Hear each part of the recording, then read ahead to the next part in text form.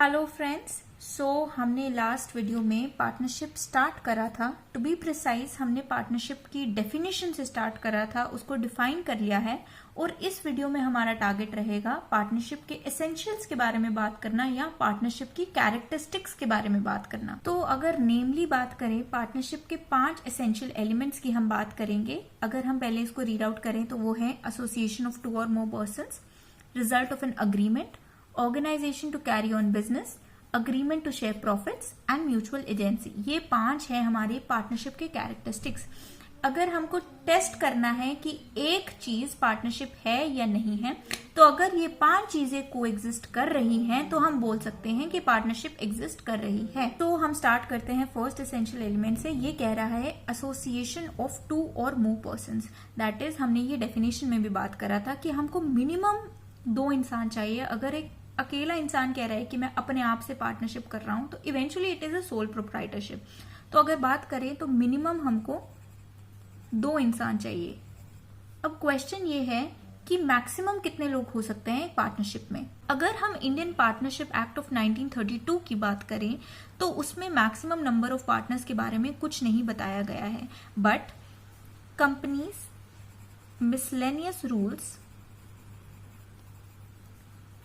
Of 2014 में हमको maximum partners के बारे में बताया गया है एंड दैट इज 50। तो हमारा यहाँ पे फर्स्ट पॉइंट खत्म होता है जो कह रहा है पार्टनरशिप के लिए फर्स्ट एसेंशियल एलिमेंट है एसोसिएशन ऑफ 2 और more persons. That means minimum हमको 2 लोग चाहिए और under companies miscellaneous rules of 2014 के मैक्सिमम 50 लोग हो सकते हैं एक पार्टनरशिप के अंदर। सेकेंड एसेंशियल एलिमेंट है पार्टनरशिप का, that is partnership should be result of an agreement. अब द क्वेश्चन इज कि अग्रीमेंट किस किस के बीच में होना चाहिए। Agreement between all the persons concerned के बीच में जब होगा तब हम बोल सकते हैं कि ये एक एसेंशियल एलिमेंट फुलफिल्ड है पार्टनरशिप का। ये जो हम अग्रीमेंट की बात कर रहे हैं, ये अग्रीमेंट है वो एक्सप्रेस्ड हो सकता है, इम्प्लाइड हो सकता है, ओरल हो सकता है, रिटन हो सकता है। ओरल हो चाहे रिटन हो, ये बोथ वैलिड होंगे। दो इट्स बेटर कि जो हमारा अग्रीमेंट है वो रिटन हो, ताकि जो हमारे फ्यूचर के डिस्प्यूट्स हैं जो ओरल से आ सकते हैं वो अवॉइड हो पाए। But we have to make a point that चाहे अग्रीमेंट ओरल हो चाहे रिटन हो, दोनों ही वैलिड होंगे पार्टनरशिप के लिए। Third essential element of partnership is organisation to carry on business. एक पार्टनरशिप तब होगी जब उसमें बिजनेस इन्वॉल्व होगा। बिजनेस क्या क्या हो सकता है? इट इंक्लूड्स ट्रेड हो सकता है, ऑक्यूपेशन हो सकता है, प्रोफेशन हो सकता है, एक्सेट्रा। बट इसमें आपको और क्या पॉइंट याद रखना है? द फर्स्ट थिंग इज जो बिजनेस हम कर रहे हैं वो लॉफुल होना चाहिए। What does that mean? ऐसा नहीं है कि 2 लोग साथ में आए और हम उनसे पूछ रहे हैं कि आपका बिजनेस क्या है। भाई हम मर्डर्स का बिजनेस करते हैं, इस वजह से हम पार्टनर्स हैं। नहीं, वो नहीं माना जाएगा, क्योंकि जो बिजनेस की यहाँ पे बात कर रहे हैं it has to be lawful. और जो सेकंड चीज हमको दिमाग में रखनी है दैट इज ये एक एसेंशियल एलिमेंट है। इसका क्या मतलब हुआ मैम? ये इसका मतलब ये हुआ that we have to make sure that जो बिजनेस है वो ऑप्शनल चीज नहीं है। हमको ये याद रखना है, अगर बिजनेस होगा तो उसको पार्टनरशिप बोलेंगे, अगर बिजनेस नहीं है तो वो पार्टनरशिप नहीं होगा।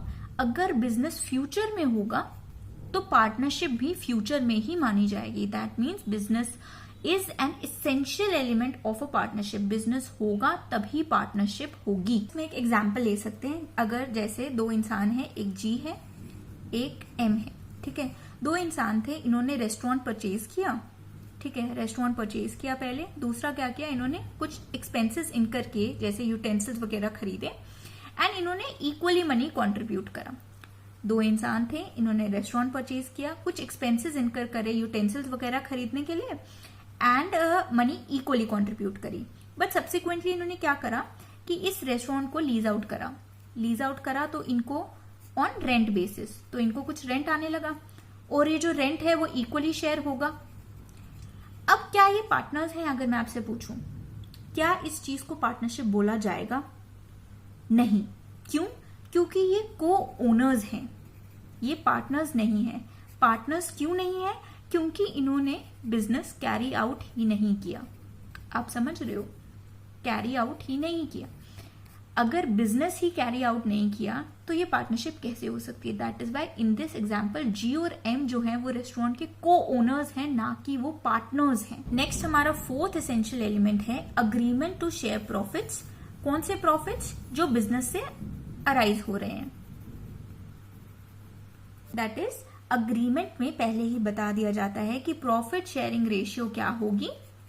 ये इक्वली भी हो सकती है और पर्टिकुलर प्रोपोर्शन पहले ही बता दी जाएगी। इसके अंदर आपको दो चीजें याद रखनी है। The first thing is sharing of loss is not necessary and sharing of profit not conclusive test. First point का क्या मतलब है?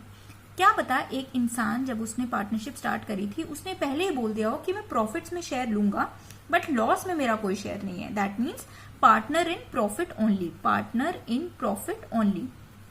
इसका क्या मतलब हुआ? अगर एक जो शेयरिंग ऑफ लॉस है वो एक नेसेसरी या एसेंशियल एलिमेंट नहीं है पार्टनरशिप का। आप ये नहीं कह सकते कि एक इंसान लॉस में अपना शेयर नहीं ले रहा है तो वो पार्टनर नहीं है। नहीं, कि ये नेसेसरी नहीं है। Sharing of loss is not necessary. But next point क्या कह रहे हैं? Sharing of profit is not conclusive test. इसका क्या मतलब हुआ? अगर एक इंसान है, ठीक है, वो कंपनी का प्रॉफिट यूटिलाइज कर रहा है या कंपनी का प्रॉफिट ले रहा है, ठीक है, अगर एक इंसान कंपनी का प्रॉफिट ले रहा है वो उसको पार्टनर नहीं बना देता। दैट मीन्स एक पार्टनर जो है वो प्रॉफिट शेयर करेगा क्योंकि it is an essential element. But अगर एक इंसान है जो प्रॉफिट शेयर कर रहा है, इसका मतलब ये नहीं है वो पार्टनर ही होगा, वो कोई और भी हो सकता है। जैसे lender of money, lender of money है, वो प्रॉफिट शेयर जरूर कर रहा है बट उसको वो पार्टनर नहीं बना देता है। तो हमको याद रखना है एक पार्टनर के लिए प्रॉफिट शेयर करना एक एसेंशियल एलिमेंट है। बट अगर एक इंसान प्रॉफिट शेयर में पार्ट ले रहा है वो उसको पार्टनर नहीं बना देता, वो पार्टनर के अलावा भी कोई और हो सकता है, for example lender of money. So हमारा लास्ट पार्टनरशिप का एसेंशियल एलिमेंट है म्यूचुअल एजेंसी। हम इसमें 2 पॉइंट पढ़ेंगे। First is partners are principals as well as agents. इसका क्या मतलब हुआ? पार्टनर्स जो हैं वो एक दूसरे के बॉस भी हैं, दैट इज प्रिंसिपल, और एक दूसरे के एम्प्लॉयज भी हैं, that is agents. So we have to make sure of that. Second is business is carried on by all or any of them acting for all. So क्या पता एक time पे सारे पार्टनर्स प्रेजेंट ना हो, उस टाइम पे जो भी पार्टनर्स प्रेजेंट है वो सबके बिहाफ पे डिसीजन ले पाए ताकि बिजनेस सफर ना करे। सो टू सम अप हमने इस वीडियो में क्या पढ़ा कि हमने पढ़ा एसेंशियल एलिमेंट्स या कैरेक्टरिस्टिक्स ऑफ अ पार्टनरशिप क्या है। जब ये 5 चीजें को एग्जिस्ट करेंगी तभी हम कहेंगे कि partnership has come into existence. So this is all about today's video. I hope you guys liked it. आप अपने suggestions comment section में post कर सकते हैं. I hope to see you soon. Thank you.